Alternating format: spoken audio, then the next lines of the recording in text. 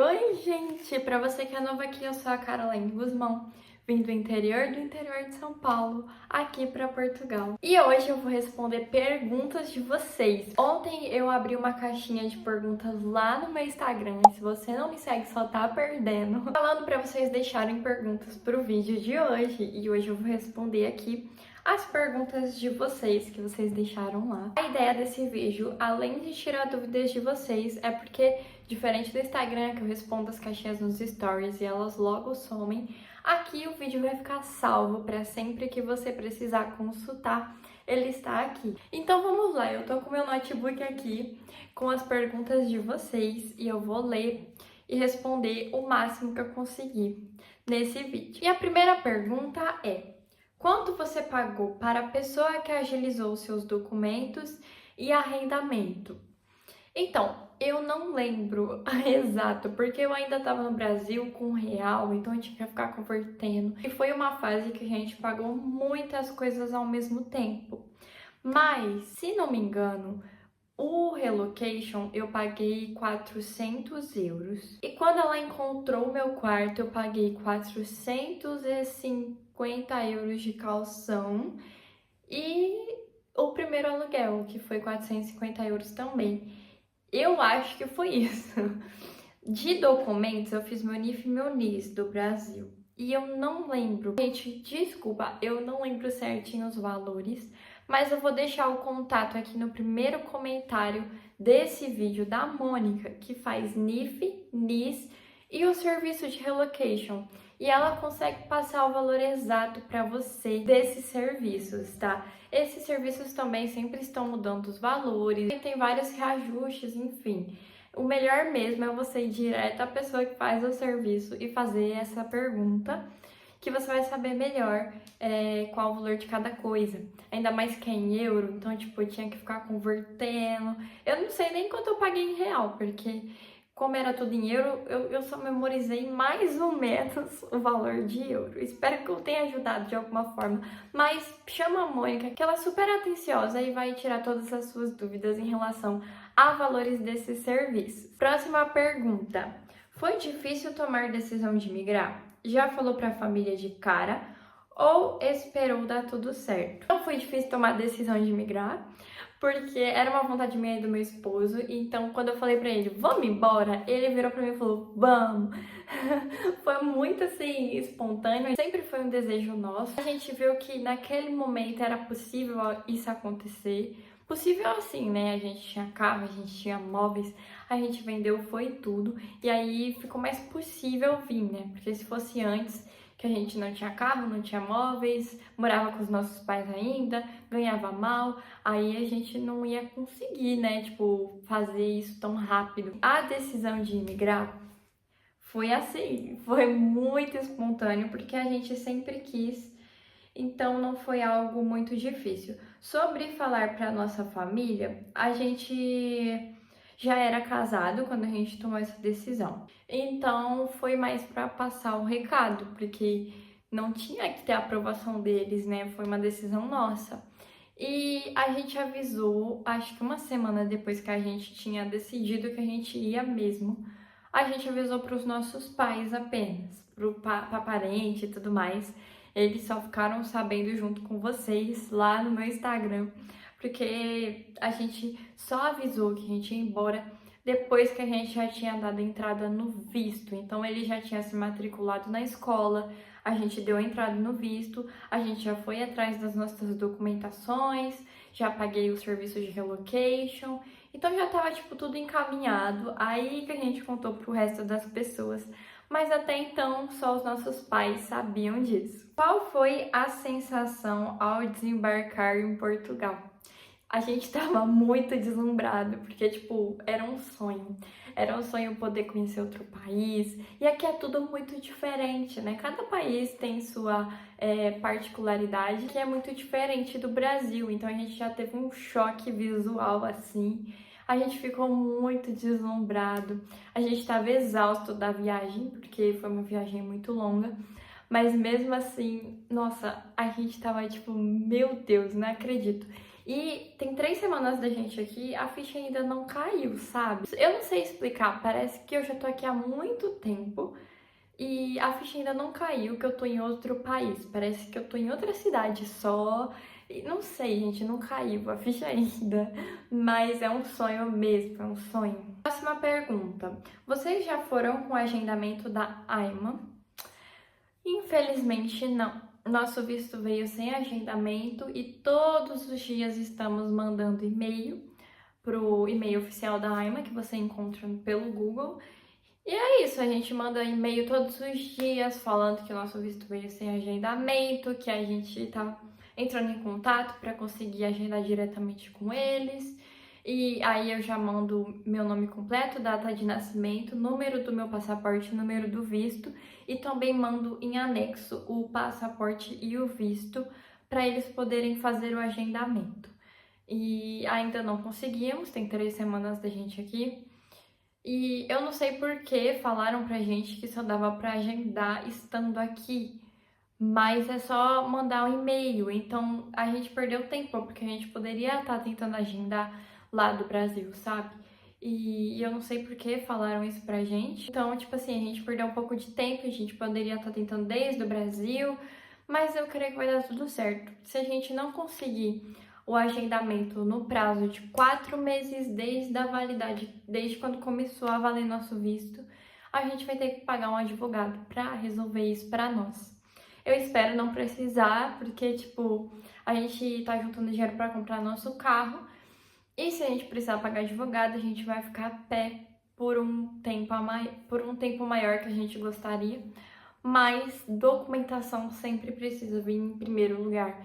Porque a melhor coisa é a gente estar legalizado aqui no país que a gente escolheu para viver. Então, essa é a nossa prioridade. A gente não vai comprar carro antes que o agendamento da AIMA esteja feito e resolvido. Próxima pergunta. Como está sendo hoje? Se arrepende de algo? Eu não me arrependo de nada.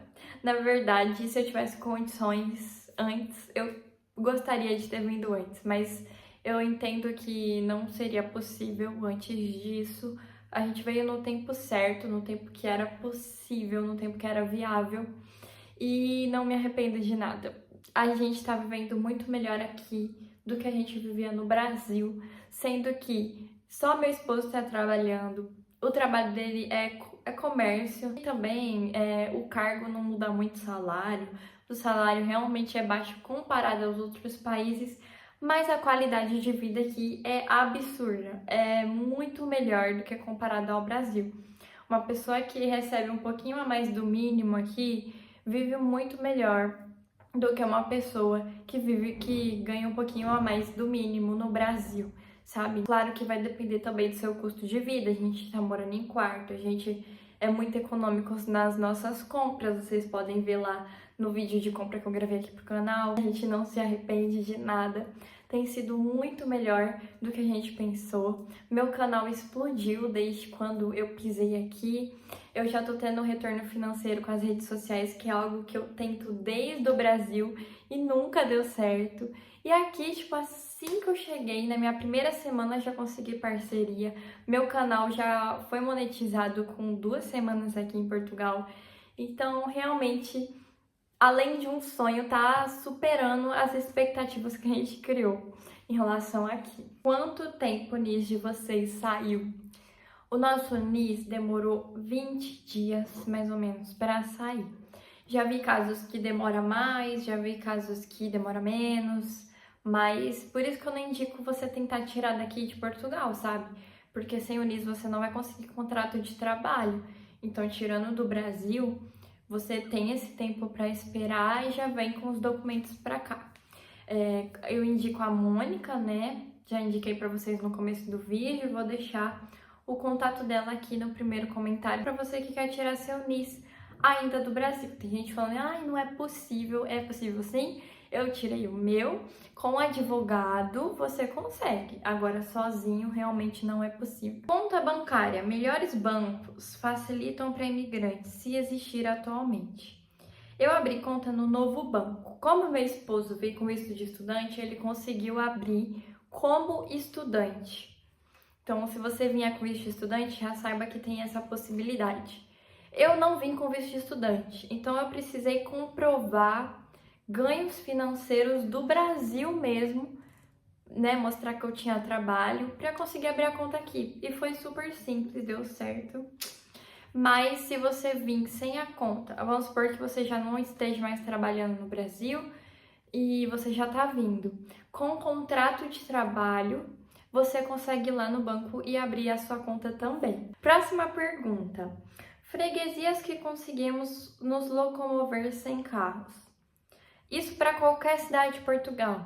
Centro. Eu moro em Calendário, que se você abrir o mapa fica junto ao centro. Algumas pessoas ainda se arriscam a morar nos bairros que aqui eles chamam de freguesia, ao redor do centro. Fica longe, porque aqui, gente, não é a mesma coisa que os bairros do Brasil, porque esses bairros ainda são divididos em zonas. Então, tipo assim, é enorme, é muito grande. Então, a minha experiência é boa, eu consigo me locomover de bicicleta. A pé fica um pouquinho longe do centro ainda, fica uns 40 minutos andando. De bicicleta já fica 10, porque aqui é morro, então a gente vai descendo e chega lá rapidão. E o centro é reto, sabe? Então, tipo assim, pra sair daqui do nosso bairro pro centro é descida.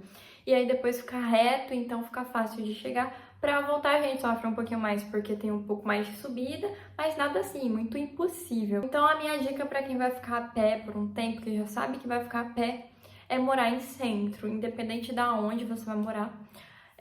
Eu sei que Porto e Lisboa tem metrô, tem bastante ônibus, então você consegue se virar melhor a pé. Mas eu não sei falar com certeza, não sei falar assim, eu tive essa experiência, porque eu ainda não conheci Porto e nem Lisboa, então eu não sei dizer se é verdade. Isso é o que eu ouço falar por aí.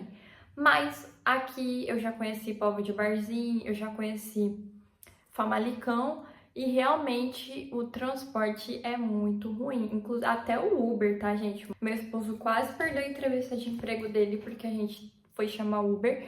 Não, ninguém aceitou a corrida, sorte que o senhorio da casa estava aqui e deu carona pra gente. Realmente não dá para confiar nos transportes se você não mora em Porto ou em Lisboa. Próxima pergunta é um pouco aqui engraçada, porque diz que ele viu um vídeo no YouTube que a gente tá voltando pro Brasil. Como assim? Provavelmente foi pelo título do vídeo, mas essa pessoa com certeza não assistiu o vídeo. Eu só conto a minha experiência de 3 semanas aqui e não, a gente não tem pretensão nenhuma de voltar para o Brasil. Quanto você gastou ao total com a sua ida para Portugal? Gente, eu perdi as contas, mas eu sei que a gente gastou mais que 40 mil reais no total. Acho que mais. Eu perdi as contas porque começou a sair do controle, sabe? A gente vendeu tudo que a gente tinha, a gente vendeu o nosso carro e aí esse valor era o que a gente tinha. Só que aí a gente teve que pagar uma coisa, a gente teve que pagar outra, já começou tudo em euro. A escola do meu esposo foi o mais caro, a gente teve que pagar o curso todo dele à vista. Então, assim, perdemos o controle. Mas eu sei que passou de 40 mil reais. Tem uma pergunta aqui, ela cobra por pessoa ou pelo casal? Eu acho que é referente ao relocation, né? Na verdade, não é ela que cobra.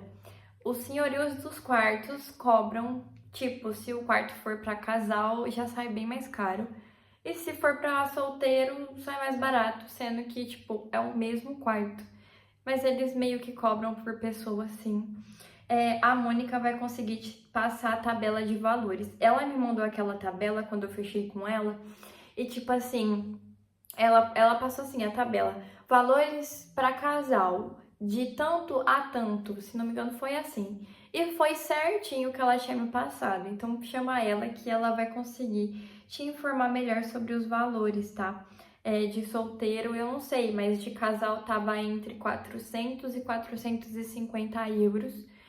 O aluguel dos quartos. E o meu foi pro lado mais caro, porque é uma suíte com varanda e tudo, então ficou mais caro, mas foi certinho de acordo com o que ela tinha me informado muito antes dela encontrar meu quarto aqui. Outra pergunta: 4 mil para um casal com visto de procura de trabalho, ambos já com NIF e NIS. Acha muito pouco? Depende. Eu acho que um casal com 10 mil reais consegue vir. Mas 10 mil reais em qual sentido? Com tudo pago já do Brasil. Esses 10 mil reais, não sei quanto dá convertido, seria para você se manter aqui, fazer compra.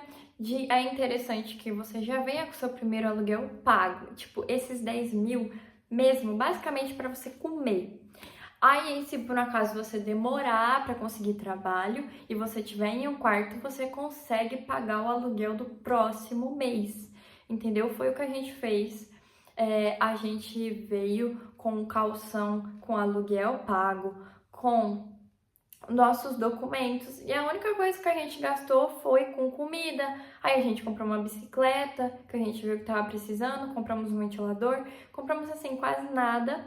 Só que como meu esposo conseguiu trabalho no terceiro dia, a gente já ficou mais tranquilo, porque a gente sabe que mês que vem a gente vai ter como pagar as contas do salário dele e ainda tá sobrando do valor que a gente trouxe.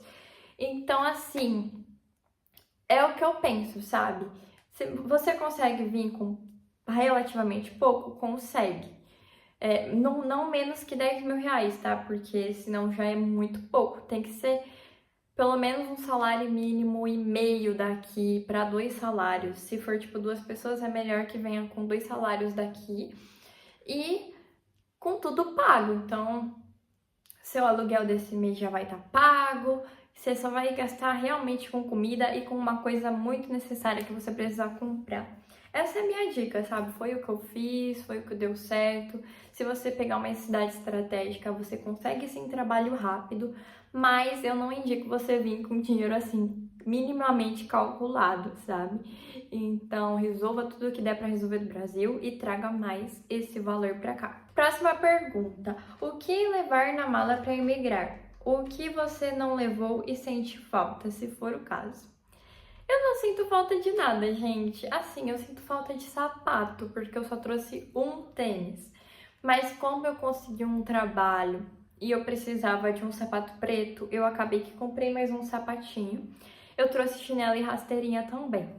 E um tênis, e agora eu tô com esse sapatinho preto e já me atende super bem. Foi a única coisa assim que eu senti um pouco mais de falta, porque dependendo da roupa, meu tênis era rosa, não combinava. Mas agora que eu tô com meu sapatinho preto, aí quando não combina com rosa, eu uso preto e já tô bem atendida com isso. Mas de outras coisas não tem nada que ainda me fez falta, sabe? Eu não trouxe coisas de unha, tipo alicate de cortar, de cutícula, a gente foi no chinês, compramos lá, é 1 euro, essas coisinhas. Então, não teve uma coisa que eu senti falta, não. Ferro de passar, eu tive que comprar daqui. Eu trouxe minha escova secadora, mas eu nem cheguei a usar porque eu cheguei no calorzão que tá muito quente. Hoje não tá quente, né, como podem ver, mas quando eu cheguei tava. Então é isso, eu não senti falta, eu trouxe bem pouquinha coisa, só a roupa mesmo, básica. Trouxe roupa de cama, trouxe um jogo de toalha, pra não precisar gastar com isso de cara assim. Mas eu acho que eu trouxe o essencial mesmo. Vamos para a próxima. Locais para compra de roupas de frio barra térmica acessíveis. Não vale Primark. Ó, uma amiga que eu já fiz aqui em Famalicão me indicou comprar na Temo. Inclusive, eu já montei meu carrinho, porque já tá começando a esfriar e eu sou muito frienta. Então, já montei meu carrinho com casaco térmico, luva térmica, meia térmica, segunda pele térmico, tudo térmico. E sapato impermeável de neve, sabe? Porque se chover aqui, a gente tá a pé, então a gente pega chuva. E eu vou fazer um vídeo das minhas comprinhas da Temo pra vocês. Lá é bem acessível mesmo. E essa amiga minha falou que é muita qualidade as coisas que ela compra na Temo. Então, vamos ver. O pessoal aqui também compra muito na Shein. Se você quer coisa barata assim, ou é Temu ou é Shein. Ou você também pode aproveitar os saldos que tem aqui. Tá tendo saldos agora em agosto, mas é resto, sabe? Não tem muitas opções. Mas se você quer, tipo, coisa barata, essa é a minha dica. A Primark também é barato, mas as coisas lá não tem tanta qualidade. Mas quebra um galho se você estiver precisando bem. Tem a Lefties, tem a New Yorker, que o pessoal fala bastante, mas eu ainda não conheci as lojas, não sei dizer se é verdade ou não. Eu só sei que eu fiz meu carrinho da Temu e realmente achei as coisas lá muito baratas. Tipo, a minha bota, peguei uma bota de neve, tava 22 euros. Peguei um casacão, tava 18 euros, eu acho, impermeável de neve, ele vem tipo uma cobertinha por dentro. Peguei um edredom que ele vem peludinho por dentro e edredom por cima, sabe? Tava 20, acho que tava 30 euros. Então, tipo assim, achei muito barato as coisas lá.